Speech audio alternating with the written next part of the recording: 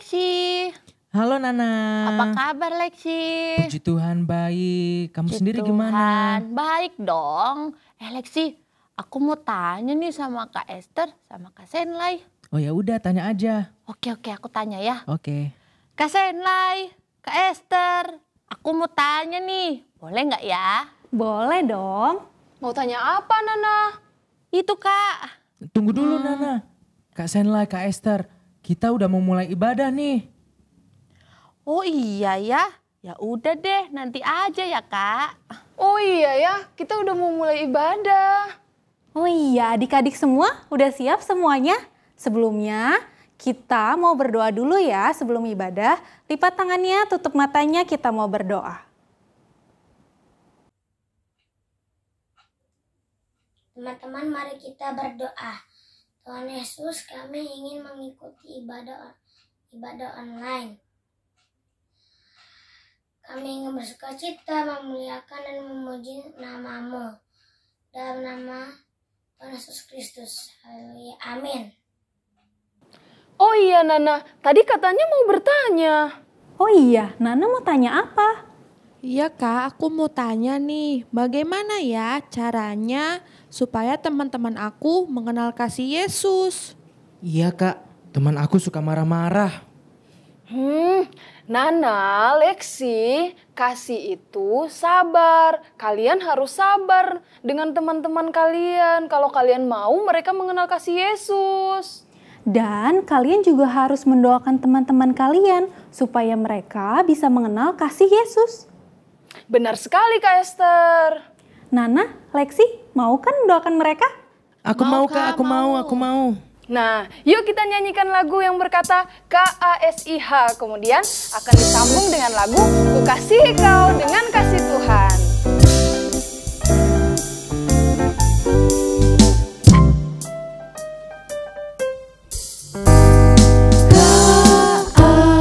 KASIH, KASIH, kasih, kasih, kasih, kasih, kasih, kasih, kasih. KASIH, KASIH, kasih, kasih, kasih, kasih, kasih, kasih, kasih. Kasih itu sabar, tidak suka marah-marah, sayang kepada teman, seperti kasih Yesus. KASIH. KASIH, KASIH, kasih, kasih, kasih, kasih, kasih, kasih, kasih. Kasih itu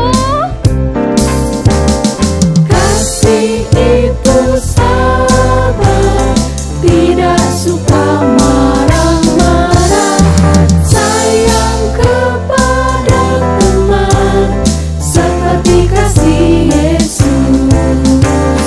Kasih itu sabar, tidak suka marah-marah, sayang kepada teman, seperti kasih Yesus, seperti kasih Yesus, seperti kasih Yesus. Ku kasihi kau dengan kasih Tuhan. Haleluya. Ku kasihi kau dengan kasih Tuhan. Ku kasihi kau dengan kasih Tuhan. Ku lihat di wajah-Mu kemuliaan Raja. Ku kasihi kau dengan kasih Tuhan.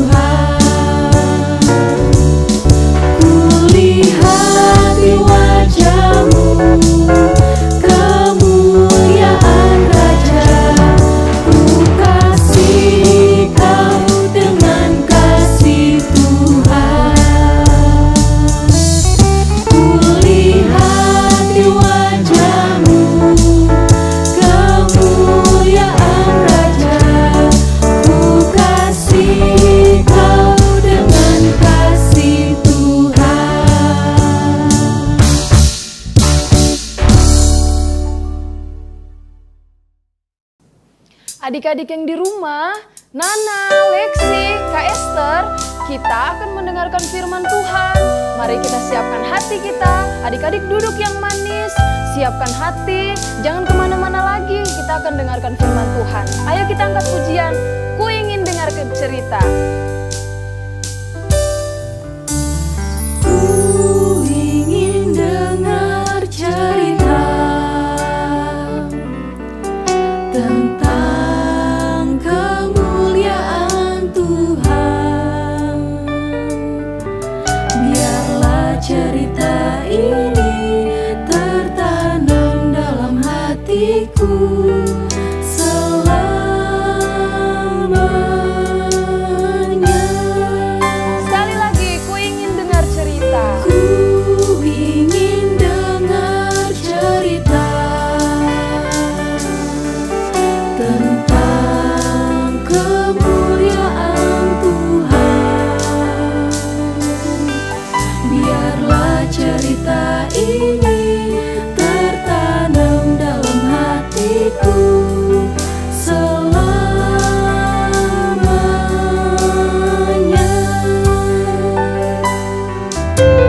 Ku ingin dengar cerita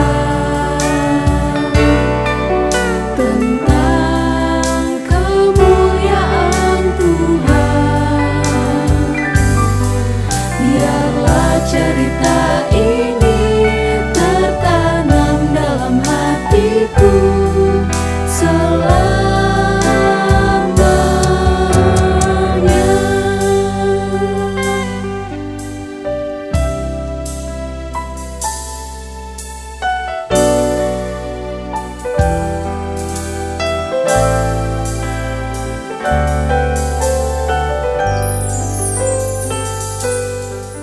Adik-adik yang di rumah, Nana, Lexi, Kak Senlai, mari kita berdoa. Teman-teman, mari kita berdoa. Tuhan Yesus, tolong kami, karena kami mau memulai firman kami. Tolong Tuhan, tolong biarlah firman kami menjadi berkat bagi tubuh kami dan bisa tertanam dalam hati kami. Dalam nama Tuhan Yesus kami berdoa dan mengucap syukur. Amin. Haleluya, puji Tuhan. Kita telah memuji Tuhan, kita telah menyembah Tuhan. Kakak percaya semua yang kita kerjakan itu menyenangkan hati Tuhan. Sekarang kita akan mendengarkan firman Tuhan. Adik-adik di rumah silakan mengambil Alkitabnya karena kita akan membacakan firman Tuhan. Adik-adik yang di rumah buka Alkitabnya di Matius 9 ayat yang ke-9 sampai ke-13. Saya ulangin. Matius 9 ayat 9 sampai ayat ke-13. Adik-adik di rumah sama kakak ya bacanya. 1, 2, 3.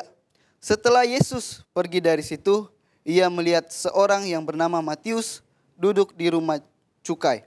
Lalu ia berkata kepadanya, "Ikutlah aku." Maka berdirilah Matius lalu mengikut dia. Kemudian ketika Yesus makan di rumah Matius, datanglah banyak pemungut cukai dan orang berdosa dan makan bersama-sama dengan dia dan murid-muridnya. Pada waktu orang Farisi melihat hal itu, berkatalah mereka kepada murid-murid Yesus, "Mengapa gurumu makan bersama-sama dengan pemungut cukai dan orang-orang berdosa?" Yesus mendengar dan berkata, "Bukan orang sehat yang memerlukan tabib, tetapi orang sakit. Jadi pergilah dan pelajarilah arti firman ini, yang kukehendaki ialah belas kasihan dan bukan persembahan. Karena aku datang bukan untuk memanggil orang benar, melainkan orang berdosa." Puji Tuhan. Di ayat ke-9 saya akan bacakan kembali. Setelah Yesus pergi dari situ, ia melihat seorang bernama Matius duduk di rumah cukai. Lalu ia berkata kepadanya, "Ikutlah aku." Maka berdirilah Matius lalu mengikut dia. Yang di ayat 9 ini adik-adik menceritakan bahwa di mana Yesus melihat Matius lalu mendatangi Matius. Lalu dengan mengatakan atau mengajak Matius saat itu dengan "Ikutlah aku." Atau dengan kata lain, "Jadilah muridku." Dan Matius saat itu dengan respon yang positif menanggapi apa yang dikatakan Yesus. Dengan dia mengikut Yesus, dengan dia mengiyakan ajakan Yesus dan dia berdiri pada saat itu. Lalu di ayatnya yang ke-10 adik-adik menceritakan bahwa Matius mengikut Tuhan dengan dia meninggalkan beberapa dari kehidupannya itu tentang pekerjaannya. Bahkan mungkin keluarganya juga. Yang saat itu pekerjaan dari Matius adalah pemungut cukai. Yang saat itu juga itu dapat memperkaya dirinya atau menguntungkan dirinya. Tetapi dia meninggalkan hal itu untuk dapat mengikut atau menjadi murid seorang Yesus. Walaupun seperti itu, seorang Matius tidak bersedih adik-adik. Tetapi dia bahagia, senang. Dengan di ayat 10 menggambarkan bahwa dia bersama-sama dengan Yesus, makan bersama-sama bahkan dengan orang-orang lain juga. Bahkan di ayat 10 menceritakan orang-orang berdosa lainnya. Lalu di ayat ke-11 ini menceritakan orang Farisi melihat apa yang dilakukan oleh Yesus kepada Matius, yaitu dengan makan bersama-sama dengan Matius. Dan itu merupakan hal yang sulit untuk dimengerti oleh orang Farisi. Karena itu tidak sesuai dengan pemahaman mereka. Mereka tidak hanya bertanya, tapi di dalam pertanyaan mereka tersirat protes terhadap apa yang dilakukan oleh Yesus. Jadi adik-adik, pemungut cukai di sini adalah sebuah pekerjaan yang dimana orang tersebut mengumpulkan pajak kepada bangsa Yahudi yang nantinya akan diberikan kepada bangsa Romawi. Yang pada prakteknya mereka seringkali dalam mengambil pajak tersebut mengambil secara berlebihan. Itu tidak sesuai dengan peraturannya. Mereka mengambil 2 kali lipat, 3 kali lipat, bahkan lebih. Dan itu yang membuat orang Yahudi membenci bahkan menjauhi orang pemungut-pemungut cukai. Bahkan orang Farisi mencap orang pemungut cukai ini sebagai orang berdosa. Dan orang Farisi tersendiri adalah orang di mana ada sekelompok orang yang menganggap dirinya adalah orang beragama yang paling saleh atau paling baik. Dan kelompok yang menjaga tradisi agama Yahudi yang fanatik. Mereka juga tidak ingin ada yang menodai agama tradisi Yahudi yang mereka pegang selama ini. Sehingga inilah menyebabkan orang Yahudi tidak habis pikir dengan tindakan apa yang dilakukan oleh Yesus. Yaitu dengan mau makan bersama-sama dengan pemungut cukai yang dianggap orang Farisi sebagai orang yang berdosa. Atau sebagai seringkali disebutkan sebagai pengkhianat negara.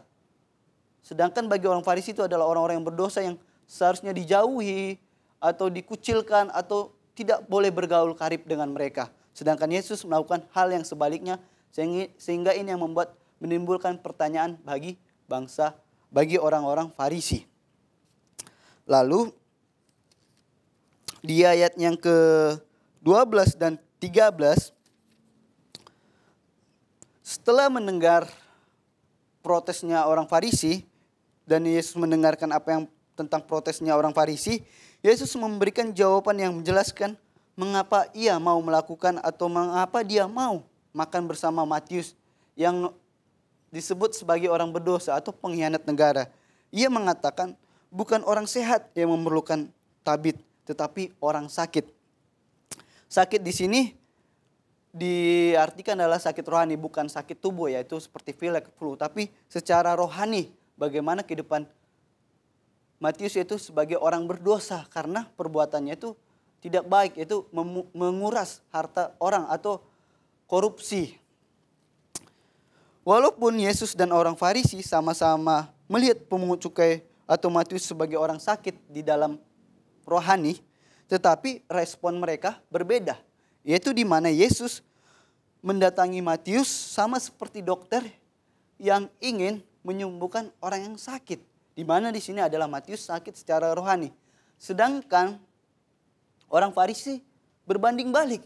Di mana orang Farisi membiarkan orang sakit malah menuju kematiannya. Sehingga inilah membuat alasan Matius juga mau mengikuti Yesus. Walaupun dia meninggalkan pekerjaannya, meninggalkan keluarganya, tetapi dia tetap senang, tetap bahagia menjadi murid-murid Yesus. Puji Tuhan, sekarang kita adik-adik sebagai anak-anak Tuhan, sebagai orang-orang benar, bahkan sebagai orang yang telah ditebus Tuhan, kita juga harus menjadi murid-murid Yesus. Tetapi adik-adik, ada beberapa syarat yang harus kita penuhi atau harus kita lakukan untuk menjadi murid Yesus.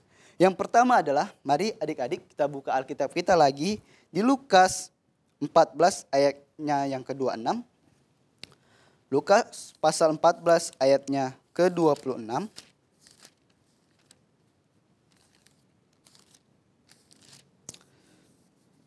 Lukas 14 ayatnya yang ke-26. Jikalau seorang datang kepadaku dan ia tidak membenci bapaknya, ibunya, istrinya, anak-anaknya, saudara-saudaranya laki-laki atau perempuan, bahkan nyawanya sendiri, ia tidak dapat menjadi muridku. Syarat pertama ketika kita mau menjadi Yesus adalah kita harus mengasihi Yesus lebih dari apapun. Di ayat yang ke-26 ini adik-adik bukan berarti kita harus tidak menyukai orang tua kita, yaitu dengan membenci orang tua kita. Tetapi kata membenci di sini adalah kurang menyukai, karena kasih kita yang sepenuhnya itu harus kita berikan kepada Tuhan, bukan kepada keluarga kita. Kita harus mengasihi Tuhan lebih dari apapun, lebih dari hidup kita, lebih dari keluarga kita, bahkan teman-teman kita. Sehingga itulah yang menjadikan kita dapat menjadi murid Yesus. Lalu syarat yang kedua adik-adik untuk dapat menjadi murid Yesus adalah di Lukas masih di pasal 14 di ayat yang ke-33. Kakak akan bacakan. Demikian pula lah tiap-tiap orang di antara kamu yang tidak melepaskan dirinya dari segala miliknya tidak dapat menjadi muridku. Syarat yang kedua ketika kita mau menjadi murid Yesus adalah meninggalkan segala sesuatu untuk mengikuti Yesus. Seperti Matius yang meninggalkan pekerjaannya. Kita juga harus dapat mengutamakan Yesus dalam kehidupan kita. Mungkin seperti contohnya, mungkin adik-adik di rumah di hari Minggu ada teman-temannya yang mengajak ke mall, berjalan-jalan, berlibur, atau main game bersama. Padahal itu hari Minggu seharusnya kita kan harus ke gereja mengikuti sekolah Minggu. Nah, sebagai kita menjadi murid-murid Yesus, kita harus mengutamakan Yesus, yaitu dengan datang ke gereja, mengabaikan permintaan teman-teman kita yang mungkin mengajak jalan-jalan atau mengajak main game. Dengan begitu kita pun bisa disebut dengan sebagai murid-murid Yesus adik-adik. Lalu syarat yang ketiga menjadi murid-murid Yesus adalah, kita buka Alkitab kita selanjutnya di Yohanes pasalnya ke-8. Yohanes pasal 8 ayat 31. Maka katanya kepada orang-orang Yahudi yang percaya kepadanya, jikalau kamu tetap dalam firman-Ku dan kamu benar-benar adalah murid-Ku. Nah, adik-adik, syarat ketiga adalah ketika kita mau menjadi murid Tuhan adalah kita melakukan firman-firman Tuhan. Kita melakukan perintah-perintah Yesus. Ya, bagaimana kita menjadi murid Yesus kalau kita tidak mau melakukan perintah-perintahnya atau ketetapan-ketetapannya. Sebagai murid-murid Yesus, kita juga harus melakukan perintah-perintahnya. Yaitu tidak berbuat dosa seperti apa yang di Alkitab ajarkan. Yang kita telah baca, bahkan telah kita dengar dari guru-guru sekolah minggu lainnya. Lalu salah satu dari perintah-perintah Tuhan adalah kita harus saling mengasihi adik-adik. Kita buka Alkitab kita di Yohanes pasal 13. Ayat yang ke-35, Yohanes pasal 13 ayat yang ke-35. Kakak akan bacakan. Dengan demikian semua orang akan tahu bahwa kamu adalah murid-muridku, yaitu jikalau kamu saling mengasihi. Jadi salah satu perintah Tuhan adalah saling mengasihi, yaitu kita mengasihi keluarga kita mengasihi teman-teman kita, mengasihi teman-teman satu gereja kita, bahkan yang di luar gereja kita. Bahkan juga kita harus mengasihi orang yang membenci kita adik-adik. Sehingga benarlah kita dapat menjadi murid-murid Yesus seperti yang Yesus inginkan atau Tuhan mau dalam kehidupan kita. Kakak percaya adik-adik yang di rumah mampu untuk melakukannya, bahkan melaksanakan di dalam kehidupannya sehari-hari. Sehingga kita dapat bersama-sama menjadi murid Yesus. Puji Tuhan adik-adik, hari ini kita ada ayat hafalan. Nah, kita kembali buka Alkitab kita di Lukasnya yang ke-14 ayatnya ke-27. Lukas 14 ayatnya ke-27, kakak akan bacakan. Lukas 14 ayat 27. Barang siapa tidak memikul salibnya dan mengikut aku, ia tidak dapat menjadi muridku. Sekali lagi kakak akan bacakan. Lukas 14 ayat 27. Barang siapa tidak memikul salibnya dan mengikut aku, ia tidak dapat menjadi muridku. Puji Tuhan, inilah ayat hafalan kita hari ini. Kakak rindu adik-adik di rumah selalu membaca ayat hafalannya dan menghafalnya dan mengingatnya. Puji Tuhan, beginilah firman Tuhan kita hari ini. Kita siapkan diri kita akan berdoa. Bapa kami yang bertata di dalam kerajaan sorga, kami bersyukur Tuhan atas kehidupan yang Kau berikan dalam kehidupan kami. Kami bersyukur Tuhan atas firman Tuhan yang Kau tinggalkan di dalam dunia ini, sehingga inilah yang menuntun kami sesuai dengan apa yang Kau rindukan. Tuhan, inilah kerinduan kami, seperti Matius yang mau menjadi murid-Mu Tuhan. Tuhan, mampukan kami, layakkan kami di hadapan-Mu sebagai murid-murid-Mu Tuhan. Kami ingin memancarkan sinar kemuliaan-Mu di dalam kehidupan kami, sehingga kehidupan kami pun dapat menjadi berkat dimanapun kami berada. Tuhan, kami telah selesai mendengarkan firman-Mu di dalam nama Tuhan Yesus Kristus, kekasih jiwa kami yang hidup. Haleluya, amin. Sekali Yesus, tetap Yesus. Puji Tuhan.